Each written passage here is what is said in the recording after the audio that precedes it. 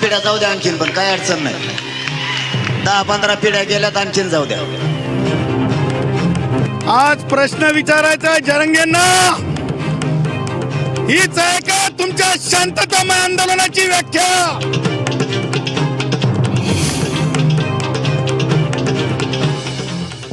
नमस्कार, मी Pranita Borse. News state महाराष्ट्रमध्ये आपलं स्वागत. आणि सुरुवातीलाच बातमी आहे मराठा आरक्षण मुद्द्यासंदर्भातली. हा मुद्दा दिवसेंदिवस पेटत असतानाच आज त्यात आणखी भर पडली आहे. कारण आज सकाळीच वकील गुणरत्न सदावर्ते यांच्या गाडीची तोडफोड करण्यात आली.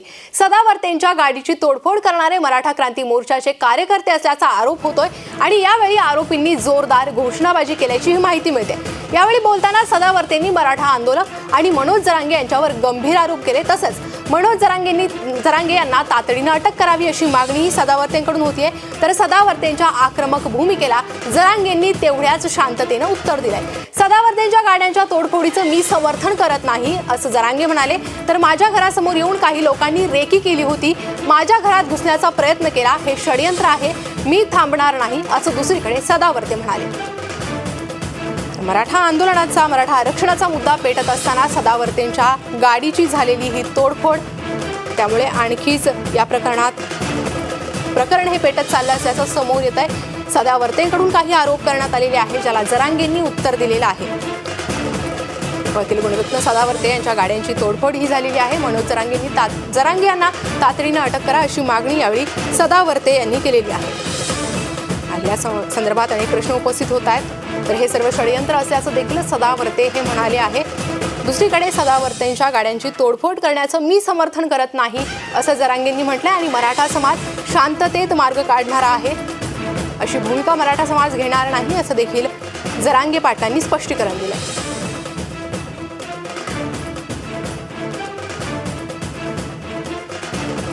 आणि याच प्रकरणावर आपण अधिक चर्चा करणार आहोत. आपल्यासोबत रुपाली ठोंबरे राष्ट्रवादीच्या प्रवक्त्या जोडले गेले आहे, हेमलता पाटील काँग्रेसच्या प्रवक्त्या आणि आबासाहेब पाटील मराठा नेते हे आपल्यासोबत जोडले गेले आहे.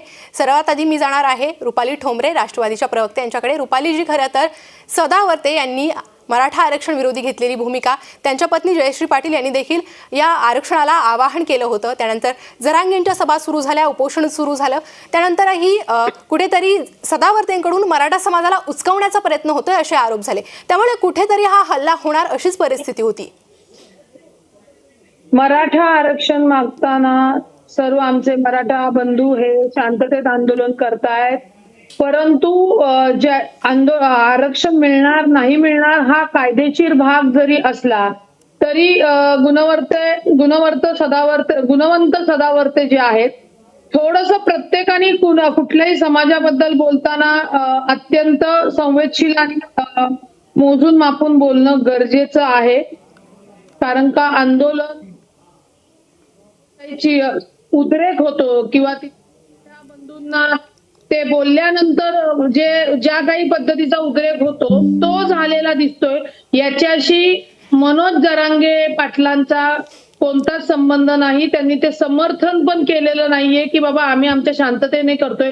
आणि ज्यांनी हे कृत्य केलेले म्हणजे ऍडव्होकेट सदावर्तेंच्या घराच्या बाहेर ज्यांनी हे काही गाड्या फोडलेल्या आहेत त्यांच्यावर कारवाई होऊ शकते, त्यांच्यावर गुन्हे दाखलही होतील. परंतु एकंदरीत विषय लक्षात घेता जो काही त्यांना मुद्दा मांडायचा आहे म्हणजे मराठा आंदोलकांना मांडायचा आहे किंवा त्यांना कुणाला प्रत्युत्तर द्यायचंय, तर ते व्यवस्थितपणे आणि उद्रेक होणार नाही अशा भाषेमध्ये जर बोललं तर हा असे प्रकार होणार नाहीत. अन्यथा एक जण बोललाय, दुसरा उद्रेक करणार, मग आंदोलन चिघळणार, गुन्हे दाखल होणार. आणि याच्यामध्ये मी पुन्हा सांगते की मी तुमच्याच टीव्हीवर बघितलं की जरांगे भाऊ पाटील यांनी सांगितले की मी समर्थन करत नाही आणि त्यांनी कोणाच्या गाड्या फोडा असंही कुणाला ते सांगू शकत नाही आणि त्यांनी ते सांगितलेले स्पष्ट केलेलं आहे. त्यामुळे प्रत्येक समाजातील व्यक्तीने गांभीर्यपूर्वक आणि अत्यंत शांततेमध्ये बोलणं गरजेचं आहे. अगदी. रुपालीजी, हेमलता पाटील काँग्रेस प्रवक्त्या देखील आपल्यासोबत आहे. हेमलताजी, खरं तर या हल्ल्याबाबत आपली पहिली प्रतिक्रिया काय वाटतं हल्ल्याबाबत? सदावर्ते हा विकृत मनोवृत्तीचा मनुष्य आहे आणि आतापर्यंत त्याची जी काही कृत्य आहेत त्याची प्रत्येक आंदोलनं ही कोणीतरी प्रायोजित केलेली असतात. त्यांनी मागच्या एसटी कर्मचाऱ्यांच्या आंदोलनाच्या बाबतीत पण सगळी वस्तुस्थिती आपण बघितली आणि त्या लोकांचे पैसे खाल्ले, त्याच्यामध्ये भ्रष्टाचार केला आणि त्यावेळेला त्यांनी स्पष्टपणे सांगितलं की मी देवेंद्र फडणवीस यांचा माणूस आहे, देवेंद्र फडणवीसांचं आणि माझं सख्य आहे. मराठा आरक्षणाच्या विरोधामध्ये पण त्यांचीच पत्नी कोर्टामध्ये गेली होती आणि आतापर्यंत सदावर्तींनी जी काही वक्तव्य केलेली आहेत ते एखाद्या समाजामध्ये कसा भावनांचा उद्रेक होईल, समाजामध्ये कसं तरुण पेटून उठतील अशाच पद्धतीची वक्तव्य केलेली आहेत. आणि मला असं वाटतं की याचा प्रायोजक कोणीतरी वेगळा आहे, म्हणजे सदावर्तेंचा बोलवता धनी कोणीतरी वेगळा आहे आणि कुठला तरी महत्वाचा विषय रेटून नेण्यासाठी हे सगळं जे काही चाललेलं आहे त्यासाठी चाललेलं आहे. आणि सदावर्तेंचा जेवढा निषेध करावा, म्हणजे अशा व्यक्ती हा समाजासाठी काळीमा असतात, ह्या समाजामध्ये कधीच सत्य ठेवत नाहीत आणि खरोखर सदावर्तेंना अटक झाली पाहिजे, त्यांच्यावरती कारवाई झाली पाहिजे अशी आमची स्पष्ट मागणी आहे. अगदी.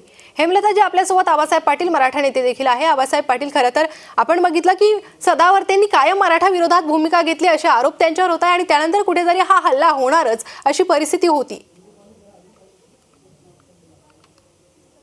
आता हेमलताईंनी सुद्धा सांगितलं की हा जो व्यक्ती आहे की वारंवार सातत्यानं मराठा समाजाला उचकवण्याचा प्रयत्न करत असतो आणि मराठा समाज शांतताप्रिय आंदोलन करतोय की त्याच्यामध्ये मनोज जरांगेने जी भूमिका घेतलेली आहे ती सगळी उपोषणातून शांततामय आंदोलन असताना आता ह्या सदावर्तेला तिकडे जाण्यात काही अर्थ नव्हता, तरी सुद्धा तो माणूस मुंबईतून संभाजीनगरला गेला, त्या ठिकाणी जाऊन त्या प्रेस घेतली, तिथं सांगितलं हे आंदोलन बेकायदेशीर आहे. पुन्हा या त्यांच्या सभा त्या ठिकाणी सांगितलं की हे जत्रा आहे. परत आज परवा 2 दिवसापूर्वी जे भाषण झालं, या भाषणाच्या वेळेला सुद्धा प्रक्षोभक भाषण, अरे मराठा समाजाला उचकून देतो आहे का कोण, काय विषय आहे की एवढा मोठा कोण इथं तुरंत लागून गेला की जिथं तू समाजाला डायरेक्ट चॅलेंज करतोय, समाजाच्या भावना व्यक्त करतोय, समाजाबद्दल वाईट पद्धतीने आक्षेप घेतोय. म्हणजे ह्या सगळ्या ज्या गोष्टी आहेत त्या अत्यंत पद्धतीने चाललेल्या आहेत. आणि माझी सरकारला विनंती आहे की आपल्या चॅलेंजच्या माध्यमातून सुद्धा सांगितलं की हे असे कोण भुजबळ सारखे नेते आहेत किंवा सदावर्ती आहेत, यांना मराठा आरक्षण बोलायचं कारण नाही ना. तुमच्या समाजाला आरक्षण मिळालं, तुम्ही तुमचं बघा, आम्ही आमचं बघतो, सरकारने आमच्यात काय होईल ते आम्ही बघू ना. की त्याच्या ठिकाणी विरोधी पक्ष असतील, सत्ताधारी असतील, सगळ्यांनी मिळून पाठिंबा चळवळी एकत्र आल्याने मराठा समाजाला एसीबीसीचं आरक्षण दिलं होतं. त्यावेळेला सुद्धा ह्या माणसानं हायकोर्टामध्ये गेला, परत सुप्रीम कोर्टामध्ये गेला आणि त्याच्या पद्धतीनं मराठा समाजाला सातत्यानं विरोध करून, आणि तुम्ही संविधानिक कोर्टात विरोध करा ठीक आहे, परंतु तुम्ही मीडियाच्या माध्यमातून समाजाच्या वरती एकदम खालच्या अर्थातून जे भाषा करायची काम चालू केलेलं आहे, समाजाला चॅलेंज करायचं काम चालू केलेलं आहे, समाजाचा उद्रेक होईल अशा गोष्टी करायच्या, ह्याच्यावरती खरं तर सरकारनं गुन्हा दाखल केला पाहिजे. या संविधानामध्ये कोणत्याही जाती धर्माच्या विरोधामध्ये कुणालाही बोलता येणार नाही असं बाबासाहेब आंबेडकरांनी संविधानामध्ये नमूद केलेलं आहे. असं असताना देखील हा माणूस कुणाच्या जीवावर चॅलेंज करतोय, का बोलतोय, ह्याची सुद्धा शहानिशा झाली पाहिजे. आणि सदावर्तेंचं समर्थन आम्ही कोणी करणार नाही. जे कोण आमचे कार्यकर्ते होते, मराठा क्रांती ठोक मोर्चा त्यात समर्थन करतोय. मी जाहीर आपल्यासोबत सांगतो की आमचा मंगेश साबळे असेल, त्याच्यासोबत जे कार्यकर्ते होते त्यांच्या पाठीशी आम्ही ठामपणे उभे आहोत आणि त्यांच्यासाठी आम्हाला जे जे काय करावं लागेल ते समाज म्हणून मराठा क्रांती ठोक मोर्चा म्हणून आम्ही त्यांच्या पाठीशी उभा आहे. बरं, अजित चव्हाण भाजप प्रवक्ते देखील आपल्यासोबत जोडलेले आहे. अजित चव्हाण आपल्याकडे येते. खरं तर हा हल्ला आणि हल्ल्याकडे कसं आपण बघतात, कारण त्यांनी त्यानंतर जरांगेंना अटक करा अशी मागणी देखील सदावर्तेंनी केलेली आहे, मात्र एकूणच सदावर्तेंविरोधातला रोष या ठिकाणी दिसून येतोय. नाही, या राज्याचे गृहमंत्री माझे नेते आदरणीय देवेंद्रजी फडणवीस यांच्याकडेच मी मागणी करणार आहे की सदावर्तेंनाच अटक करा. काय झालंय, राज्यामध्ये एक अतिशय सेन्सिटिव्ह आंदोलन सुरू आहे आणि मराठा समाजाचे बांधव शांततेच्या मार्गाने उपोषणाच्या माध्यमातून सरकारचं या आंदोलनाकडे लक्ष वेधून घेत आहेत. असं असताना एक माणूस खरं तर गुणवत्ता सदावर्तेंना महाराष्ट्र अजिबात सिरियसली घेईल. ते ज्या पद्धतीची बेताल बडबड करतात की त्यांची वैयक्तिक आहे, खरं तर कुठल्याच पक्षाचा म्हणजे निदान आमचं तरी गुणवत्तांच्या सारख्या माणसाला कधीच सपोर्ट पाठिंबा कधी असू शकत नाही. माझं पोलिसांना माझं आव्हान असेल आणि मी तातडीनं आजच मी माननीय उपमुख्यमंत्री आणि गृहमंत्री माझे नेते देवेंद्रजींना पत्र लिहिणार आहे की यांनी अशा पद्धतीची बेताल वक्तव्य जर केली तर आधीच आणि एक गोष्ट आपण लक्षात घेतली पाहिजे की ते जे व्यवसाय करतात खरं तर ते व्यवसाय नाही, ते व्रत आहे. आणि या देशामध्ये अनेक चळवळींमध्ये वकिलांनी देशाचं नेतृत्व केलेलं आहे. असा एक पेशा त्यांचा होता. बार कौन्सिलने त्यांची सनद रद्द केलेली आहे अशाच बेताल बडबडींमुळे. मला असं वाटतं वैयक्तिकरित्या आपल्याकडे लक्ष वेधून घेण्यासाठी गुणरत्न सदावर्ते अशा पद्धतीचे माकडचाळे करत असतात आणि त्यांचा निव्वळ आणि केवळ असा एक उद्देश असतो की आपण असं काही बोललो तर मीडियाचं लक्ष आपल्याकडे वेधून घेतील. मला अतिशय दुःख होतं की माध्यमांच्या समोर बोलताना किती अधिकाधिक पातळी घालवता येईल याचं अतिशय विदारक उदाहरण गुणरत्न सदावर्ते बोलतात त्यावेळेला आपल्याला दिसतं. महाराष्ट्राची अजिबात परंपरा नव्हती. महाराष्ट्रामधला कुठलाही कार्यकर्ता अशा पद्धतीनं पत्रकारांशी संवाद साधताना सार्वजनिक जीवनामध्ये असं बोलत नव्हता. ते ज्या पद्धतीची घोषणाबाजी देतात, ज्या पद्धतीचं आरवाच्य बोलतात, ज्या पद्धतीचे आरोप ते करतात आणि ज्या पद्धतीनं कुठल्याही म्हणजे मला तर इतकं आश्चर्य वाटतं की त्यांची नेमकी विचारधारा काय आहे, ते नेमकं काय बोलतात, त्यांना माहिती तरी आहे का की आपण काय बोलतो. अशी त्यांची सगळी विरोधाभासी आणि विधानं असतात आणि हे सगळं गुणरत्न सदावर्ते सवंग प्रसिद्धीसाठी करत असावेत असा माझा स्पष्टपणे आरोप आहे. गुणरत्न सदावर्तेंसारख्या माणसांकडे महाराष्ट्रानं गांभीर्यानं लक्ष देऊ नये असा एक उपाय मला याच्यामध्ये दिसतो. आमचं तरी त्यांना कुठलंही समर्थन नाहीये. त्यांच्यावरती कारवाई झाली पाहिजे कारण डॉक्टर बाबासाहेब आंबेडकरांनी प्रत्येकाला आपापला मुद्दा ठेवण्याचा अधिकार घटनेनुसार दिलेला आहे आणि गुणरत्न सदावर्तेंसारख्या माणसांनी निदान जे सिरियस विषय सुरू आहे त्या सिरियस विषयांचं गांभीर्य कमी करण्याचा प्रयत्न करू नये. आणि माझ्या सर्व मराठा समाज बांधवांना एक विनंती आहे आणि माझं असं आव्हान आहे की कृपया आपण अशा पद्धतीनं आपल्या आंदोलनाला गालबोट लागेल, हिंसा होईल, आजवर मराठा समाजाची या आंदोलनांना जगानं दखल घेतली कारण अतिशय शिस्तबद्ध शांततेनं आपली आंदोलनं झालेली आहे. कृपया कुणीही गुणरत्न सदावर्तेंसारख्या अनावश्यक बोलणाऱ्यांकडे लक्ष देऊ नका ही माझी विनंती. अजितजी, हे झालं गुणरत्न सदावर्ते संदर्भात. बरं, या आरक्षणासारख्या संवेदनशील मुद्द्यावर याआधी देखील नारायण राणे असो किंवा महायुतीतले अनेक नेते रामदास कदम, छगन भुजबळ यांनीही असे वक्तव्य बेजबाबदारपणे वक्तव्य केले. मग त्यांनी हे वक्तव्य करणं खरं तर योग्य आहे का असाही प्रश्न मग उपस्थित होतोय. नाही, आपण एक गोष्ट लक्षात घ्या की नारायणराव राणे असतील, रामदासभाई असतील या दोघांपुरतं मला बोलायचं आहे. छगन भुजबळांचा विषय वेगळा आहे त्याच्यावरही मी बोलतो पण दोघांचाही मुद्दा बरोबर होता, त्याची मांडणी थोडीशी चुकली होती असं माझं स्पष्ट होईल. आपण एक लक्षात घ्या की आमच्या महाराष्ट्रामध्ये कुणबी समाजाचे 36हून अधिक जाती हे आमचे भाऊच आहेत सगळे. परंतु हे आपल्याला निश्चितपणे लक्षात घेतलं पाहिजे की सरसकट कुणबीत जरी घेतलं तरी काही ठिकाणी मराठा समाजाच्या बांधवांना प्रूव्ह तर करायला लागेल ना. मी आणि तोच मुद्दा मांडला होता तर ती प्रूव्ह होणार नाहीये. त्याच्यामुळे बघा रामदासभाई आणि नारायण राणेंचा मुद्दा बरोबर होता, त्याची त्या दिवशी कदाचित थोडीशी मांडणी चुकली असेल पण त्यांचा मुद्दा टेक्निकली बरोबर होता ते आपण लक्षात घेतलं पाहिजे. हे समाजाचे घटक म्हणून ते बोलत होते आणि त्यांनी ते सांगितलं की निश्चितपणे जिथं बघा मराठवाड्यामध्ये सहज शक्य आहे. आता भाडीपट्टीमध्ये विदर्भामधला जो कुणबी समाज बांधव आहे 36 जाती आहेत तिथे फक्त तिरळे कुणबी पाटील, मराठा पाटील म्हणजे जो वराडातला जो मराठा देशमुख असेल, पाटील असेल तो सगळा मराठा आहे. पण तिकडून पुढं कुणबी हा समाज वेगळा आहे, ही जातच वेगळी 36 जाती त्याच्या अंतर्गत हे लक्षात घ्या. तो मुद्दा मांडण्याचा प्रयत्न रामदास कदम आणि नारायण राणे साहेबांनी केला होता की कोकणातले आणि कोकणामधील परिस्थिती तशी आहे. कोकणात कुणबी समाज आणि मराठा समाज वेगळा आहे. जिथं कुणबी मराठा कुणबी एकत्र आहे तिथला प्रश्नच नाही. तो मुद्दा मांडण्याचा त्यांचा प्रयत्न होता. त्यामुळं त्यांनी वेगळं काही विधान केलं असं मला वाटत नाही. दुसरा छगन भुजबळांचा तर भुजबळ साहेब सिनियर नेते आहेत आणि भुजबळ साहेबांना आपलं ओबीसीचं नेतेपद राखण्याकरता अशा पद्धतीचे त्यांनी वक्तव्य केले असं माझं म्हणणं त्यांना आहे. आणि भुजबळ साहेब सिनियर नेते आहेत. याच्यानंतर भुजबळ साहेब अशा पद्धतीची वक्तव्य करणार नाही अशी आपण त्यांच्याकडनं अपेक्षा करूया. परंतु या पद्धतीने देखील कुठून पैसे आणले, काय केलं, कसं केलं, अहो मराठा समाज तेवढा सक्षम आहे ते बघतील.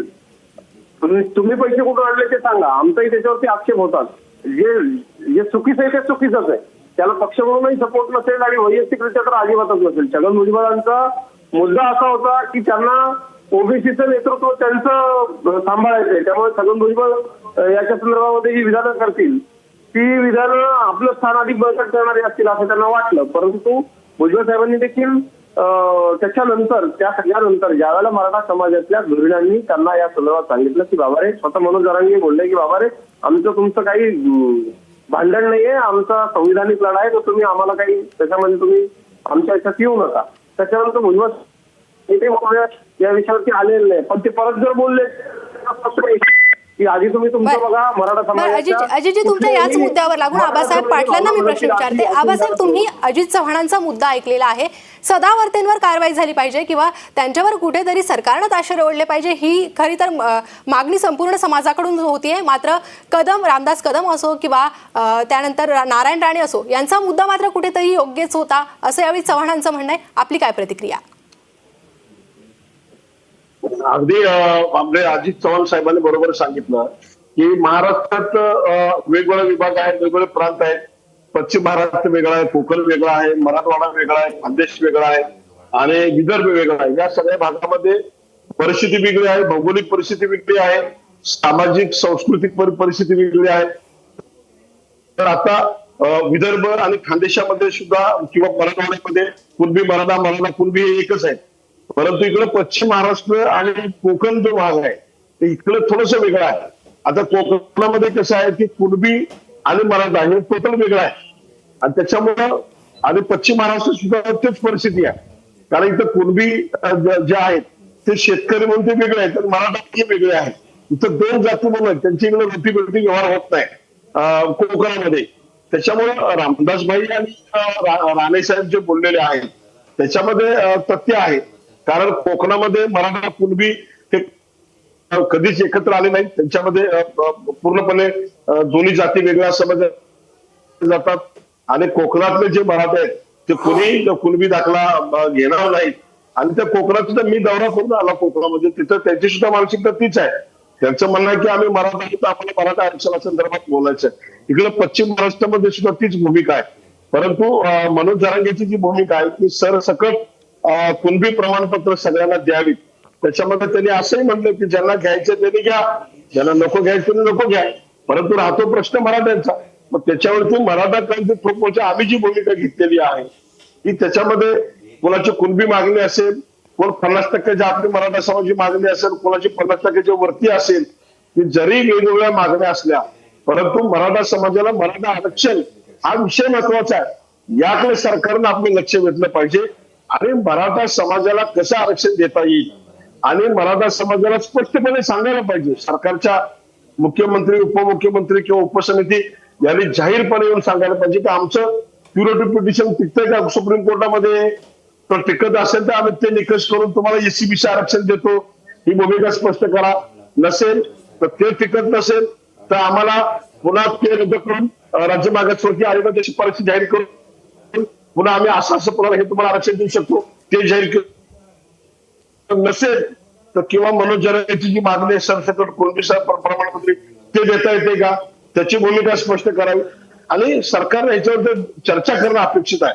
नेमकं आता आंदोलकांची जी भूमिका आहे की आम्हाला सरसकट कुणबी प्रमाणपत्र द्यावे, परंतु सरसकट कुणबी प्रमाणपत्र देता येतं का नाही देता येत ह्याची पण तपासणी करायला हवी.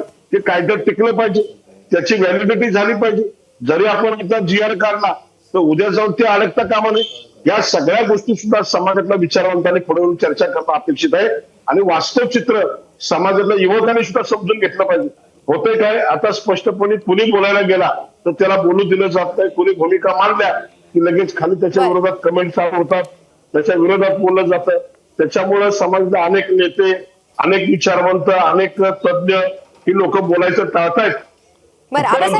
पुन्हा येते आपण हेमलता ताई देखील आपल्यासोबत आहे. हेमलता ताई, खरं तर सदावर्तेंच्या विरोधात ही भूमिका घेतली जाते, सदावर्तेंवर त्यांना समज दिली पाहिजे हे देखील म्हणलं जात आहे. मात्र बाकीचे जे नेते आहे महायुतीतले त्यांच्या अशी बेताल वक्तव्य, त्यावरही काही कारवाई झाली पाहिजे, त्यावरही काही बोललं गेलं पाहिजे असं वाटतंय का? आणि भाजपचे प्रवक्ते अजितजी चव्हाण हे अतिशय समर्पक आणि योग्य बोलले. परंतु मला एकच या ठिकाणी वाटतं की ते भाजपचे प्रवक्ते म्हणून आता बोलत नाहीयेत, तर ते अजित चव्हाण म्हणून बोलतायत हे स्पष्ट होतं. कारण भारतीय जनता पक्षाची भूमिका काय आहे हा सगळ्यात मोठा कळीचा याच्यामध्ये प्रश्न आहे. आता सदावर्तेंना ते बोलले की त्यांना अटक केली पाहिजे असं मी देवेंद्र फडणवीसांकडे सांगणार आहे. ज्या दिवशी ज्या क्षणी देवेंद्र फडणवीसांकडून सदावर्तेंना अटक होईल, त्यांच्यावरती कारवाई होईल, त्यावेळेला भारतीय जनता पक्षाच्या कुठल्याही स्टेजवर जाऊन मी त्यांचा जाहीर सत्कार करेल, मी काँग्रेसची असून. हे भारतीय जनता पक्ष करणार नाही, फडणवीस करणार नाही, ही वस्तुस्थिती आहे. मुद्दा नंबर 1. आणि जर अजित चव्हाण म्हणतात तसं झालं तर मी फडणवीसांना जाहीर धन्यवाद देईल. मुद्दा नंबर 2 की हे जे राणे बोलले किंवा कदम बोलले किंवा भुजबळ बोलतात हे योग्य आहे का?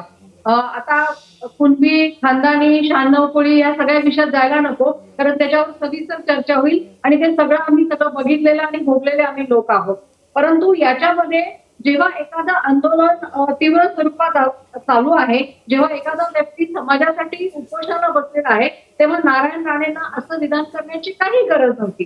ते शांततेत बसले असते, त्याच्यावरती परत चर्चा केली असती, त्याच्यावरती मार्ग काढला असता, तर ते विधान करून कुठेतरी आंदोलनामध्ये फूट पाडायची आणि कुठेतरी आंदोलनाला वेगळी दिशा द्यायची हा त्याच्यामध्ये प्रयत्न होता. त्यामुळं त्यांनी हे 100% केली असं माझं स्पष्ट मत आहे. राहिला विषय आता की या सगळ्या परिस्थितीमध्ये जेव्हा जरांगेंचं उपोषण सुटत होतं त्याच वेळेला संसदेमध्ये विशेष अधिवेशन बोलवलं. जर भारतीय जनता पक्ष या आरक्षणाबद्दल खरंच गंभीर असता, कारण त्याला तिथे जाऊन आश्वासन दिलं की आम्ही 1 महिन्यामध्ये हा विषय संपवतो. जर सरसकट सगळ्यांना 1 महिन्यामध्ये आरक्षण देणं शक्य नाहीये, मराठ्यांना कुणबी प्रमाणपत्र देणं शक्य नाही, तर तुम्ही आश्वासन का दिलं?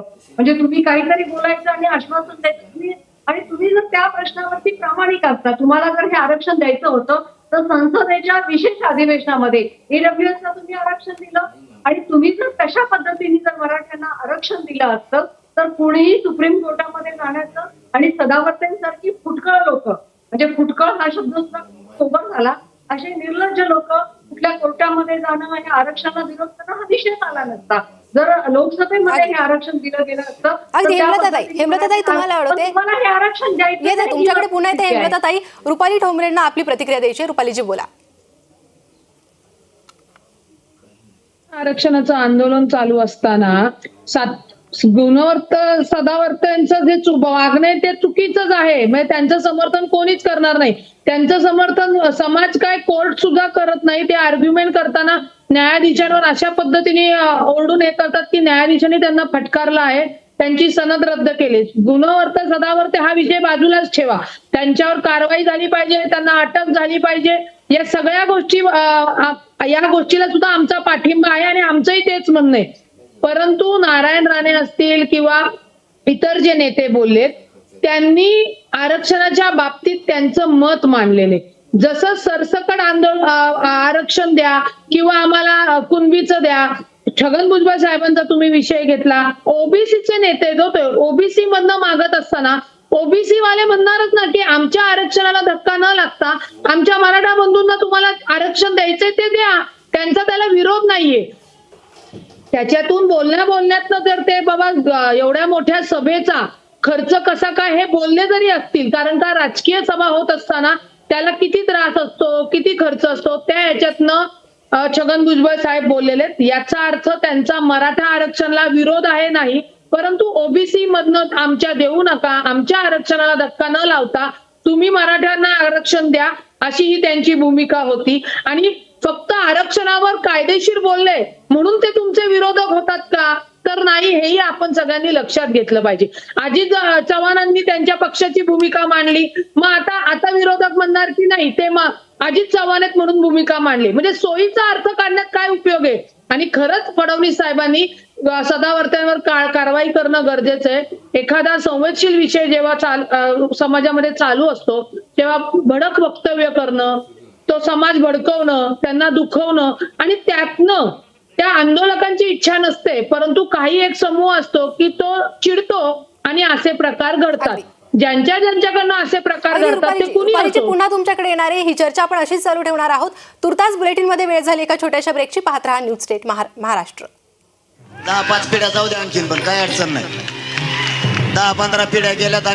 ताई, मी आपल्याला अतिशय नम्रतापूर्वक सांगतो की ज्या वेळेला मी टीव्ही माध्यमावरती भूमिका मांडण्यासाठी येतो त्यावेळेला माझी भूमिका जनता पक्षाची राज्यामध्ये अधिकृत भूमिका असते. त्याचं कारण आम्ही आमच्या श्रेष्ठींशी चर्चा करून मी माझ्या पक्षाचा सहमुख्य प्रवक्ता आहे. पार्टीचं मत काय आहे महाराष्ट्रामध्ये हे ठरवण्याचं काम करणारी महाराष्ट्रातली प्रमुख 3 मंडळी जी होती त्यातला मी एक आहे. त्याच्यामुळे माझं आणि व्यक्तिशः अजित चव्हाण या माणसाचं आणि पक्षाचं असं मत इथं वेगळं होऊ शकत नाही. इथं मी माझ्या पक्षाची भूमिका मांडण्याकरता आलेलो आहे. माझ्या ताई आदरणीय हेमलता ताई असं म्हणाल्या की ताई काय असतं मी आपल्याला सांगतो की एखादा माणूस एखाद्या मोठ्या माणसाशी असलेले आपले संबंध हे वारंवार उद्धृत करून जेव्हा समाजामध्ये वावरू लागतो आणि तो काही चुकीच्या गोष्टी करू लागतो तेव्हा त्याच्या सगळ्या चुकीच्या गोष्टींचं समर्थन अजिबात होऊ शकत नाही. गुणरत्न सदावर्ते हे प्रसिद्धी लोलूप व्यक्तिमत्व आहे आणि त्यांनी किती सांगितलं किंवा किती स्वतःचा संबंध माझ्या नेत्यांशी जोडण्याचा प्रयत्न केला तरी केव्हा कुठं कसं काय आणि किती कोणाला आशीर्वाद द्यायचा किंवा किती कोणाच्या पाठीमागे राहायचं हे सिनियर नेत्यांना कळत असतं. आणि जेव्हा माझ्यासारखा भारतीय जनता पार्टीचा एक कार्यकर्ता राष्ट्रीय वृत्तवाहिनीवरती हे मत अतिशय आत्मविश्वासानं मांडतो की गुणरत्न सदावर्ते, मला तर शंका आहे की त्या गाडीवरती खरंच आमच्या समाजाच्या कार्यकर्त्यांनी हल्ला केलाय का. सदावर्तेंनीच कोणतरी माणसं तयार करून स्वतःची गाडी फोडून घेतली आहे ना. कारण कसं आहे मराठ्यांना फटकवायचं असतं तर भर चौकात चांगला झोडला असतो गुणरत्न सदावर्तेला. मुद्दा असा आहे आमची काय म्हणजे जाऊन तिथं 4 त्याच्या गाडीचे काटा फोडून या अशी खरी मराठ्यांची ताकद नाही. आबासाहेब पण माझ्याशी समर्थनात असतील. आम्हाला कसं आहे माहितीये का की आम्हाला खिदगंतीतही सदावर्ते मराठा समाजाच्या कार्यकर्त्यांना जर खरंच सदावर्तेला ठोकायचं असतं तर भर चौकात पकडून चांगला कुठला असता. मराठा समाजाचे कार्यकर्ते अशा पद्धतीने येऊन फक्त नुसत्या टुसटुस काटा फोडून जाणारे कार्यकर्ते नाही असं माझं स्पष्ट म्हणणं आहे. आणि माझे नेते आदरणीय देवेंद्रजी फडणवीस साहेब हे पूर्णपणे समाजाच्या पाठीशी आहेत. अशा पद्धतीनं समाजाला हिनवणाऱ्या गुणरत्न सदावर्तेचा आम्ही पाठिंबा कधीच करू शकत नाही. माझं मत हेच भारतीय जनता पार्टीचं मत आहे. आदरणीय ताईंनी हे लक्षात घ्यावं की ज्या पद्धतीनं समाज आमचा या आरक्षणाच्या मागणीसाठी रस्त्यावरती आहे आणि ताई राणेसाहेबांचं आणि रामदास भाईंचं जे वक्तव्य आहे ते टेक्निकली ताई आपण तपासून घ्या. रायगड जिल्ह्यामधला आणि झाडीपट्टीमधला कुणबी समाज हा स्पेसिफिक कुणबी आहे. तो कसं आहे की शेती करतो आणि किंबावा म्हणजे हा फारसी शब्द आहे कुणबा त्याच्यातनं कुणबी हा शब्द तयार झालेला आहे. तर जी शेती करणारे समाज आहेत त्या शेती करणाऱ्या समाजांचं मराठा पाटील, पाटील मराठा, मराठा कुणबी हे आपल्या बऱ्याच ठिकाणी रोटी बेटी व्यवहार आपले सगळीकडे होतात. ते खानदेशामध्ये होतात, काही ठिकाणी पश्चिम महाराष्ट्रामध्ये होतात, पण स्पेसिफिकली कोकणात आणि झाडीपट्टीमध्ये होत नाही. कारण 36 जाती समूह असलेला कुणबी समाज हा वेगळा आहे हेच राणेसाहेबांनी आणि रामदास भाईंनी सांगण्याचा प्रयत्न केला. त्यात वेगळं असं काहीच नाही. कारण आता समजा कुणबी प्रमाणपत्र दिलं तर मला तर दाखवावं लागेल अजित चव्हाण कुणबी आहे की नाही. आता माझ्याकडे कुणबी असल्याचा कुठलाच दाखला नाही. माझ्या 4-5 पिढ्या याच्या आधी जेव्हापासून हे सुरू झालं माझ्या कुटुंबातल्या काही लोकांनी प्रयत्न करून बघितला पण आम्हाला कुणबी आरक्षण मिळू शकत नाही. आम्ही ओपन मराठा. तर आम्हाला मराठा आरक्षण हा मुद्दा आहे. तो मुद्दा या 2 नेत्यांनी मांडला. त्याच्यामध्ये वावगा असं वाटून देण्याचं कारण काही नाही. आणि माझं स्पष्टपणे सांगणं इथं असं आहे की आता मराठा समाजाचं हे अतिशय सिरियसली आंदोलन सुरू असताना ओबीसीच्या नेत्यांनाही माझं सांगणं आहे की बाबांनो एक गोष्ट लक्षात घ्या की तुम्हाला सुद्धा ज्या पद्धतीनं आरक्षण मिळालेलं आहे आरक्षणाचं परत एकदा पडताळणी झाली पाहिजे की नाही. ज्यांना आज गरज नाही त्यांनी आरक्षण सोडलं पाहिजे की नाही. या सगळ्या गोष्टी याच्यामध्ये बघा बऱ्याचशा गोष्टी असतात की आज मराठा समाजाला 1.5 एकरावरती सरासरी वाटणी शेतीची आलेली आहे. अतिशय आक्रोश आहे मराठा समाजाच्या मुलांचं शिक्षण मुख्यत्वे आणि बाकीच्या इतर ज्या मुलांच्या शिक्षणाच्या महत्त्वाच्या गोष्टी त्याच्यामध्ये हे आरक्षण आपल्याला आवश्यक आहे. आम्ही अतिशय सिरियसली आंदोलन करणारे कार्यकर्ते सगळे आहोत. माझा बऱ्याच होतं आमच्या चळवळीमधल्या आंदोलक मराठा तरुणांशी बोलणं झालं, माझ्या मित्रांशी माझं बोलणं. आम्ही त्यांना आवाहन केलं की आपल्याला असल्या फालतू गोष्टी अडकायचं आणि अशा किरकोळ लोकांच्या आधीपासून नाही. आणि माझं परत एकदा सांगणं आहे सदावर्तेंची ही गाडी खरंच कोणी फोडली याचा तपास झाला पाहिजे. मराठा समाजाचे कार्यकर्ते अशा पद्धतीनं भूल देणारे नाहीये. ठोकायचं असतं तर खरंच सदावर्तेला ठोकलं असतं. आणि सदावर्ते सारखी लोक फार खाण्याच्या नक्कीचे. आता कुणीही मराठा समाजाचं सिरियसली शांततेनं आंदोलन सुरू असताना कुणीही अशी बेजबाबदार आंदोलन करून अजितजी तुमच्या या भूमिकेवर मी हेमलता ताई यांच्याकडनं उत्तर घेणार आहे. अजितजी आबासाहेब पाटलांची मला भूमिका जाणून घ्यायची. आबासाहेब पाटील बोला. अजित चव्हाण मी आपल्याला सांगतो की मंगेश साबळे आणि ती सगळी टीम ही मराठा क्रांती ठोक मोर्चाचे अधिकृत कार्यकर्ते आहेत आणि समाजाचे कार्यकर्ते आहेत. हे आहेत ना, मराठा क्रांती ठोक मोर्चा समर्थन करते त्या गोष्टीचं आणि त्या मंगेश साबळेच्या पाठीशी आपण ठामपणे उभा आहोत. त्याच्यासाठी आपल्याला जे जे काय करायला आम्ही करणार आहोत. त्यांनी का केलं, कशासाठी केलं, त्यांच्या भावना कोणी दुखावल्या, समाजाला उचकलं कोणी, हा पण प्रश्न येतो ना की एखादा व्यक्ती सातत्यानं तुमच्या अस्मितेला, तुमच्या इज्जतीला धक्का मारण्याचा प्रयत्न करत असाल, त्या अस्मिता दिवसण्याचा प्रयत्न करत असाल, त्याच्यामध्ये किती दिवस गप्प असणार आहे.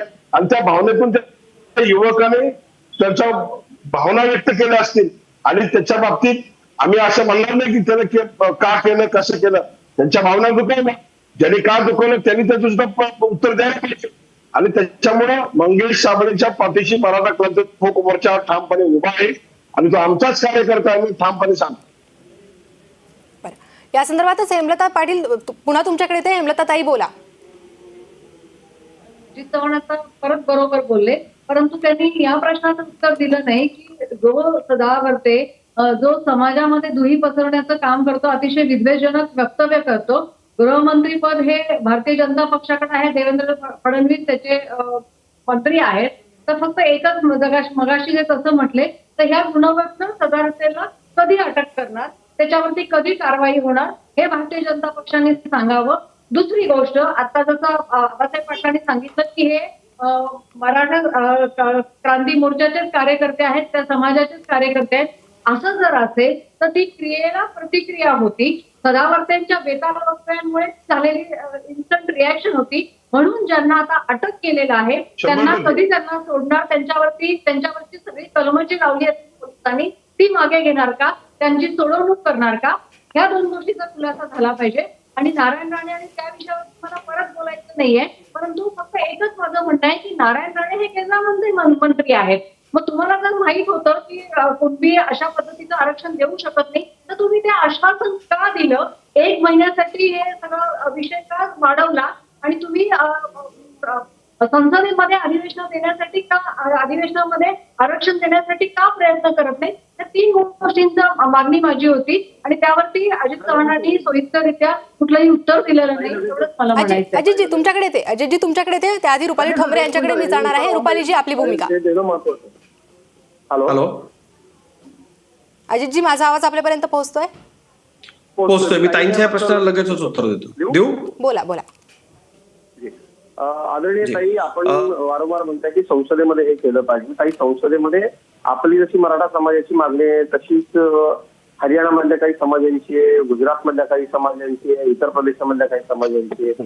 तर हा अशाच पद्धतीनं देशामध्ये एकेकाळी प्रमुख राज्यकारभार करणाऱ्या ज्या जमाती आहेत, आता त्या जमिनीचं त्यांच्याकडची धारण क्षमता अतिशय कमी प्रमाणात आल्यामुळं बऱ्याच लोकांचा तो महत्त्वाचा प्रश्न आहे.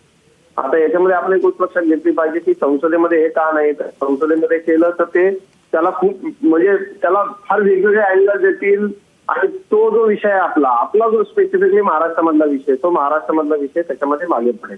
आपण एक मी परवाला देवेंद्र फडणवीस साहेबांचा आपण एक वक्तव्य जर कधी लक्षात घेतलं असेल तर त्यांनी महाराष्ट्र जनतेला पुन्हा या ठिकाणी उद्धृत करून सांगतो की सन्माननीय देवेंद्रजींनी गुणरत्न सदावर्तेंसारख्या माणसांना अगदी स्पष्टपणे इशारा देताना सांगितलं होतं की आंदोलन सुरू आहे, त्यामुळं अशा पद्धतीनं आपण कुठल्याही पद्धतीची विधानं करू नयेत, कोणाला फोनवरून धमक्या देऊ नयेत, टीव्हीवरती बोलताना नीट बोलावं, जेणेकरून 2 समाजामध्ये तेढ निर्माण व्हावं नाही. गृहमंत्री म्हणून त्यांनी अशा पद्धतीचं निश्चितपणे काय त्याला आपण म्हणूया की इशारा दिलेला होता, पण तरी देखील अशी माणसं ऐकत नसतील तर ते ज्या पोलीस स्टेशनच्या हद्दीमध्ये राहतात त्या स्थानिक पोलीस स्टेशनला माननीय गृहमंत्र्यांना देखील मी आजच पत्र लिहून ताई प्रतिबंधात्मक कारवाई यांच्यावरती करा अशी मागणी करणार आहे. दुसरा विषय या सगळ्या याच्यामध्ये की ताई आपण ज्या पद्धतीनं हे सांगितलं की आपल्याला काही बऱ्याच ठिकाणी महाराष्ट्रामध्ये काय की कुणबी प्रमाणपत्राचं आश्वासन आम्ही का दिलं,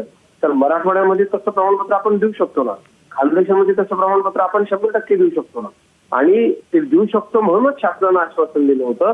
आणि आताच नाही ताई, आपल्याला नितीन करीर साहेबांच्या अध्यक्षतेखाली एक समिती ज्यावेळेला जरांगे साहेब पहिल्यांदा उपोषणाला बसले त्याच्या आधीच बसलेली होती, कमिटी शासनाने केलेली होती. त्याच्यामध्ये अतिशय विचारपूर्वक सर्व सदस्य जे आहेत, सदस्य सदस्य सचिव अध्यक्ष ही सगळे या कमिटीचे IAS दर्जाचे अधिकारी ठेवले होते. फक्त काय झालं की त्यांना काही कारणांमुळे, प्रशासकीय कारणांमुळे थोडासा त्या लोकांना त्याच्यामध्ये विलंब झाला. तिथे आपण कुणबी प्रमाणपत्र 100% देऊ शकतो, परंतु आपली मूळ मागणी जी आहे ती मराठा आरक्षणाची. जर मराठा हा या आरक्षणातून सुटला तर ते बरोबर राहणार नाही. आपला तिहेरी प्रयत्न कसा आहे की मराठा आरक्षणासाठी सिक्युरिटी पिटिशन आपण केलेली आहे. कुणबी प्रमाणपत्र मराठा कुणबी मराठा ज्या बांधवांना द्यायचं त्यांना आपण देऊ शकतो. आणि तिसरा एक प्रयत्न असा आहे की ज्या मराठा समाजाचं आरक्षण महाविकास आघाडीच्या सरकारनं घालवलं त्यांच्याकरता 3% 10% हे ACBCचं आरक्षण आपण दिलेलं आहे. हा इतका मोठा फायदा आहे आणि माझं असं स्पष्ट मत आहे की ज्या वेळेला संधी मिळेल त्या वेळेला पत्रकारांनी सर्वच मंडळींनी या EWS आरक्षणाचा आपण सातत्यानं लोकांपर्यंत पोहोचवलं पाहिजे. आणि अशा तिहेरी पद्धतीनं मराठा समाजाला अजितजी तुमच्याकडे ते हेमलताताईंचं मी भूमिका जाणून घेणार आहे. मात्र एक मोठी बातमी सध्याच्या घडीची आपण मोठी बातमी पाहणार आहोत. तर आताच्या घडीची एक मोठी बातमी ही येते. मराठा आरक्षणासाठी आणखी एका तरुणानं आपलं जीवन संपवलेलं आहे. हिंगोलीत कृष्णा कल्याणकर तरुणानं आपलं जीवन संपवलंय. मराठा आरक्षणासाठी आणखी एक तरुणानं आत्महत्येचा या ठिकाणी टोकाचं पाऊल उचललेलं आहे. धक्कादायक बातमी आहे हिंगोलीतून आणि त्याच संदर्भात आपण चर्चा या ठिकाणी मराठा आरक्षणाबाबत करत आहोत. मात्र अजितजी, मोठी बातमी येते आहे, पुन्हा एक आत्महत्या.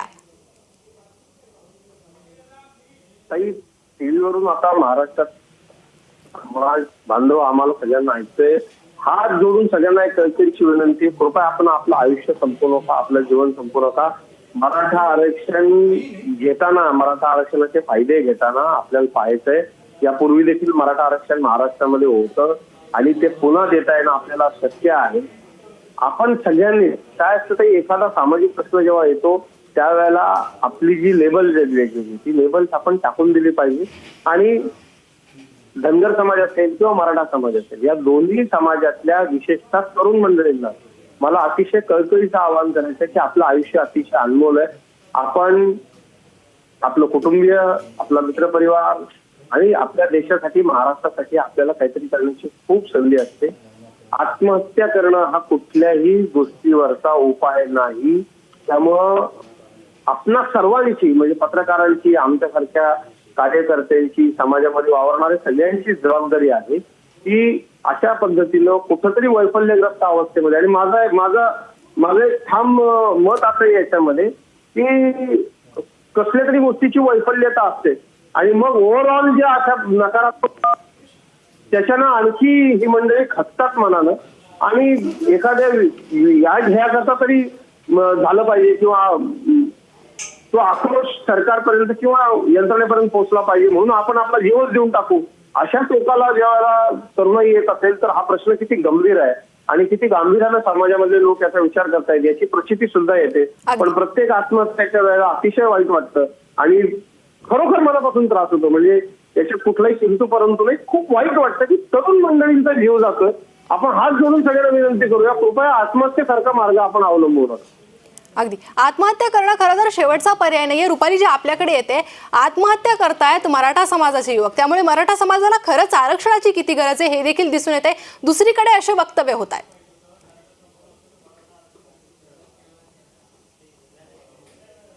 जीवाचा विषय आहे, सगळं जरी मान्य असलं तरी आत्महत्या करणं हा पर्याय नाही. एक वेळ त्या गुन्ह्याच्या सदावरची गाडी फोडली ना ते चालेल, परंतु कृपया कुठल्याही मराठा बंधूंनी आत्महत्याचा निर्णय घेऊ नये.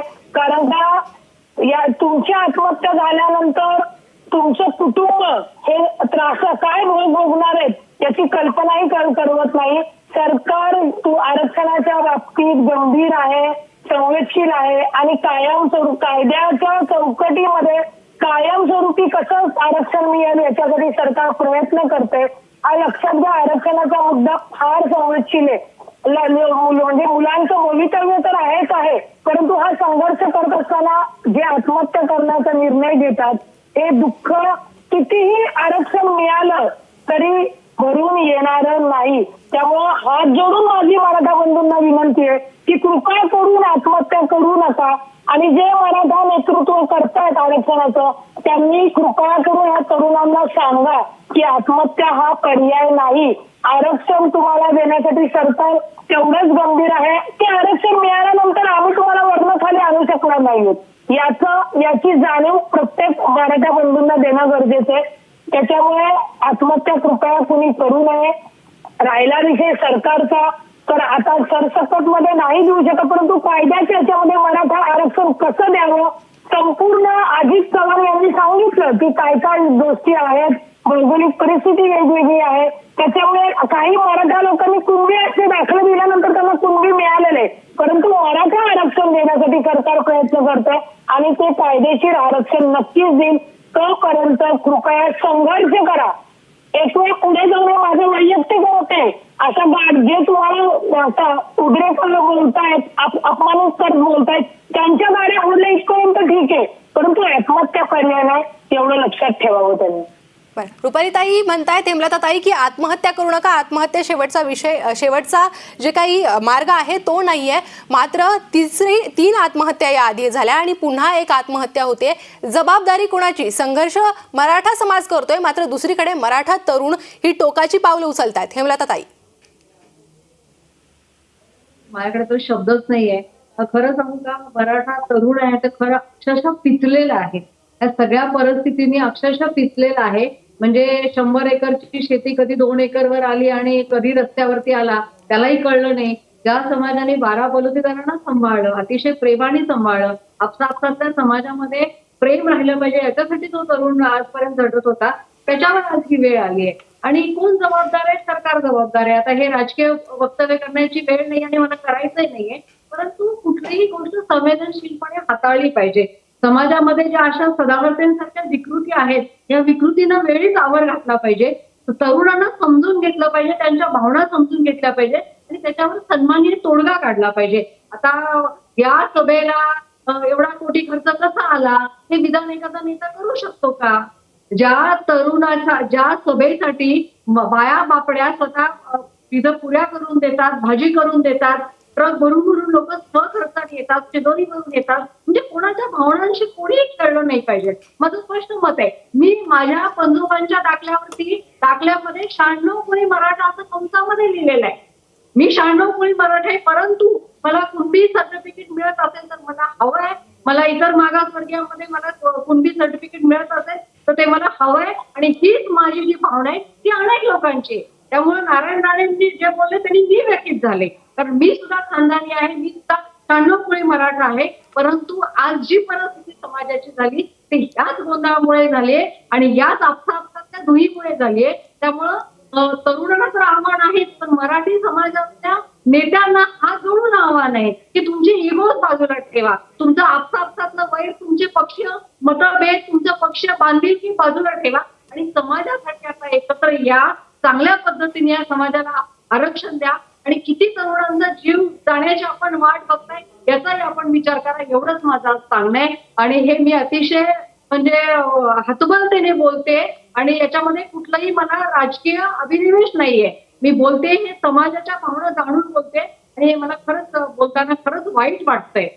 अगदी अगदी आबासाहेब पाटील, ही आत्महत्या अत्यंत धक्कादायक आहे. 3 आत्महत्या झाल्यानंतर जरांगे वारंवार आवाहन करताय मराठा समाजाला, आत्महत्या करू नका. एकीकडे संघर्ष सुरू आहे, मात्र हा संघर्ष ज्यांच्यासाठी सुरू आहे तेच युवक आत्महत्या करतायत.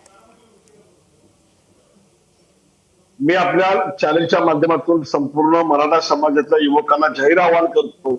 मनोज जरांगे यांनी सुद्धा केलेलं आहे, आम्ही सुद्धा आवाहन वारंवार करतोय की युवकाने आपण लढणारे आहोत आणि हा मराठा समाज लढवय समाज आहे, परंतु अशा पद्धतीनं आरक्षण मिळणार नाही. आरक्षणासाठी आंदोलन चालू आहे आणि सरकार सुद्धा गंभीर आहे. सरकार सुद्धा आरक्षण देण्याच्या मनस्थितीमध्ये आहे. त्याच्यामुळं विरोधी पक्ष सुद्धा आम्हाला सपोर्ट करतोय. त्याच्यामुळे युवकांनी एक लक्षात ठेवायला पाहिजे की आता ही लढाई अंतिम टप्प्यांमध्ये आलेली आहे आणि अंतिम टप्प्यात आलेली लढाई तुम्ही कमकुवत करायचा कोणी प्रयत्न करू नका. ज्या वेळेला एखादं आंदोलन होतं, आंदोलन करत असतो, त्यावेळेला जबाबदारी ज्यावेळेला मनोज जरांगे जसे घेतले तसे आम्ही सुद्धा ज्यावेळेला आरक्षणाची जबाबदारी घेऊन आंदोलन करत होतो आणि अशा ज्यावेळेला आत्महत्या होतात त्यावेळेला खूप मोठं प्रेशर निर्माण होतं आणि मग आंदोलन पुढे चालवायचं का नाही चालवायचं मनावर खूप मोठं दडपण येतं हे वारंवार ज्यांच्यासाठी आरक्षण मागतोय ते जर आत्महत्या करायला लागले तर आंदोलन कोणासाठी करायचं आरक्षण कोणासाठी मिळवायचं हे सुद्धा युवकांनी तपासलं पाहिजे. माझी तमाम युवकांना विनंती आहे की आज मनोज जरांगेचा जो लढा आहे तो आरक्षण मिळवण्यासाठी आहे आणि त्या आरक्षण मिळवण्यासाठी आपण या आंदोलनामध्ये सहभागी व्हा. आपण संघर्ष करा परंतु तुम्ही अशा आत्महत्या करून जर आंदोलन कमकुवत करत असाल आंदोलन संपवण्यासाठी प्रयत्न करत असाल तर समाजाला कधी योग्य होणार नाही. आपल्या आत्महत्येने मराठा समाजाचा प्रश्न सुटणार नाही. मी आपल्या सगळ्या युवकांना आवाहन करतो की आपण लढणारे आहोत भेटणारे आहोत आणि या ताकदीने आपण सगळ्यांनी की या राज्यामध्ये आपलं आंदोलन जे चालू आहे आरक्षण मिळेपर्यंत सगळ्यांनी लढायचं आहे. कुणी आत्महत्या करू नये आणि आत्महत्येला करणारे करणार नाही हे पण मी आता या चॅनलच्या माध्यमातून सांगतो की ज्या युवक आम्हाला तुमची सगळ्यांची परिस्थिती माहिती आहे की आज 95-90-95% मार्क्स काढतात पाहिजे त्या कॉलेजला ऍडमिशन मिळत नाही मिळालेली नोकरी मिळत नाही आणि नोकऱ्या मिळून सुद्धा नियुक्ती अजून मिळालेल्या नाहीत. या परिस्थितीमध्ये सगळे युवक आहेत परंतु आम्ही लढलोय. अगदी आबासाहेब पुन्हा तुमच्याकडे येते या आत्महत्येबद्दल या संपूर्ण विषयाबद्दल तुमच्याकडनं तुमची भूमिका जाणून घेणार आहोत चर्चा आपण करणार आहोत. मात्र आणखी एक मोठी बातमी आहे गुणरत्न सदावर्तेंना संपवायला पाहिजे होतं. सदावर्ते संपला असता तर आरक्षणाचा मार्ग मोकळा झाला असता. आमदार संजय गायकवाडांनी वादग्रस्त वक्तव्य केलंय. सदावर्तेंच्या नालायकपणामुळे आरक्षण गेलं असं गायकवाड म्हटले. तर आपण बघतोय गायकवाडांचं हे आणखी एक वादग्रस्त वक्तव्य. आपण पुन्हा चर्चेकडे जाऊयात. अजितजी गायकवाडांनी वादग्रस्त वक्तव्य केलंय कसं म्हणून बघताय तुम्ही या वक्तव्याकडे? नाही हा समाजाचा संताप आहे ताई. फक्त याच्यामध्ये काय आहे की आपण एक गोष्ट लक्षात घेतली पाहिजे की आपण लोकशाहीमध्ये राहतो त्यामुळं कोणाचा तरी जीव घ्यावा या वक्तव्याचं समर्थन आपल्याला करता येणार नाही हा टेक्निकल मुद्दा आहे.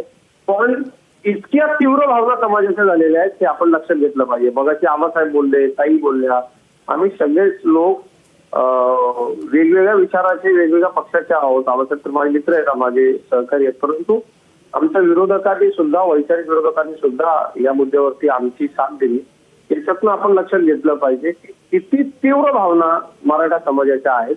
आपण लोकशाहीमध्ये आहोत कायद्याचं राज्य आहे त्यामुळं कोणाची तरी हत्या करून टाका किंवा कोणाला तरी मारून टाका तो आमच्या विचाराचा विरोध करतोय म्हणून असं त्याचं समर्थन या वक्तव्याचं करता येणार नाही. पण या वक्तव्यातून किती धग किती राग किती क्रोध आणि किती असंतोष कोणला गेलेला आहे या माणसाबद्दल समाजामध्ये हे आपल्याला अगदी स्पष्टपणे कळतं. दुसरं मराठा समाजाच्या तरुणांना मला सांगायचं आहे की आपण जिजाऊची लेकरं आहोत. आपण छत्रपती शिवाजी महाराजांची लेकरं आहोत. गुराडीच्या घाटामध्ये अफगाण्यांनी नरडीच्या घोट घ्यायची तयारी चालवली असताना नरडीवरती भाला टेकवलेला असताना बचेंगे तो और भी लढेंगे असं म्हणणाऱ्या दत्ताजी शिंदेचे आपण वारसदार आहोत. आपण लढवय्ये आहोत. आपल्याला लढवून आरक्षण घ्यायचंय. जसं आता रुपालीताई माझ्या भगिनी म्हणाल्या की गाडी फोडली एखाद्याची तरी चालेल दुसऱ्याला काय केलं नुकसान चालेल कोणाला आपल्याला कोणाला जीवे मारायचे नाही आपला जीव काही द्यायचा नाही. आपल्याला संघर्ष मात्र करत राहायचा. हा जो असंतोष आहे हा असंतोष याची धग अजिबात कमी झाली नाही पाहिजे. आपल्याला मिर्झा राजा जयसिंगाची तह झाल्यानंतर जवळपास सगळं काही गमावल्यानंतरचे छत्रपती शिवाजी महाराज आठवायचे. वय वर्ष 36 फक्त महाराजांचं होतं. इतकी मोठी जबाबदारी होती आणि मुघल लोकांनी येऊन बसलेले होते आणि ते जीव घ्यायच्या मागे होते शिवाजी महाराजांच्या. पण आग्र्याहून सुटका करून आल्यानंतर एक एक किल्ला परत घेऊन असा दणका महाराजांनी दिला. पुढे औरंगजेबाला 5-6 लाखाची फौज घेऊन 26 वर्ष महाराष्ट्राच्या मातीत कसं इथंच थांबावं लागलं त्याची आपण इथंच कबर बांधली. अशा जिद्दी मराठ्यांची ताराळीची अवलाद आपली. मरू नका पण तुम्ही कोणी मरू नका असं सगळ्यांचंच म्हणणं आहे. कृपया कोणीही आत्महत्येच्या नादाला लागू नका. प्रेरणादायी काहीतरी वाचा एखाद्या लढ्याच्या ठिकाणी जा आंदोलनात सहभागी व्हा त्याच्यातून लोकांशी बोला भेटा पण तुम्ही एकलकोंडे होऊ नका आणि उद्वेगी होऊ नका आणि आत्महत्या करू नका. अगदी अजितजी, खरं तर सगळेच युवकांना आत्महत्या नका करू असं आवाहन करण्यात येत आहे. अगदी अजित चव्हाण असो किंवा मराठा नेते आबासाहेब पाटील असो, सगळ्यांनीच हे आवाहन केलेलं आहे. त्यामुळे खरंच मराठा तरुणांनी आता असं टोकाचं पाऊल उचलू नये, ही संपूर्ण महाराष्ट्राचीच भावना आहे. धन्यवाद तुम्ही सगळ्यांचे या चर्चेत सहभागी झाल्याबद्दल.